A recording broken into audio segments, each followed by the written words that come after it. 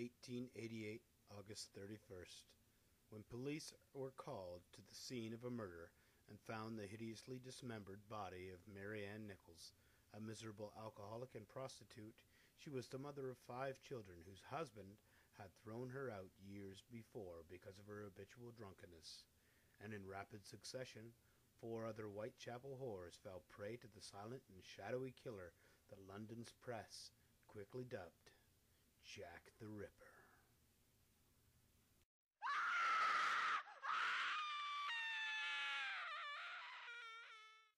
Annie Chapman's pitifully mutilated remains were found on September 8th, disemboweled with her intestines torn from her stomach cavity and curled in a heap on her shoulder.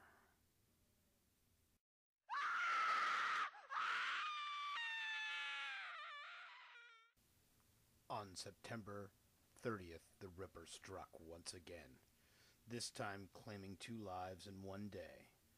Elizabeth Stride and Catherine Eddowes were left in separate locations on September 30th. All of the victims except for Mrs. Stride had been gutted open like fish on a slab. Then their sexual organs, kidneys, and intestines were ripped out. It is generally believed that the Ripper was interrupted before he could finish with Miss Stride, and consequently murdered Catherine Eddowes on the same night. The once busy streets of Whitechapel began to clear as fears of the Ripper's murders became more and more real. The Ripper became increasingly bolder. He began sending letters to the local newspapers saying, "I am down on whores, and I shan't quit ripping them till I get my buckle. Grand work the last job was. I gave the lady no time to squeal. How could they catch me now? I love my work, and I want to start again.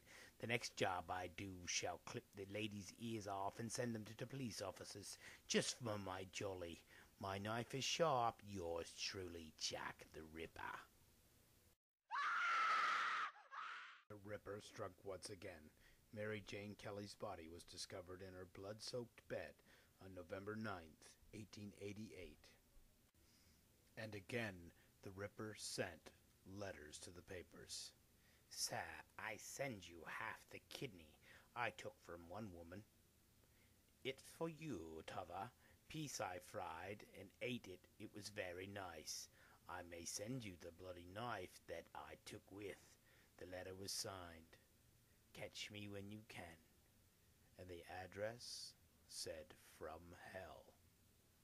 Suspicion on the streets of Whitechapel grew, and those who were wife-beaters were hauled in by the police and taken into custody, and those who were accused of rape were also taken into custody. But like a ghost, the Ripper disappeared into the streets of Whitechapel and never returned. And finally the streets of Whitechapel were able to return to the way they had once been. The true identity of the Ripper is truly one of the world's greatest mysteries, but some of the top suspects were Dr. John Williams, Francis Tumblety, Sir Francis Thompson, Dr. Neil T. Cream.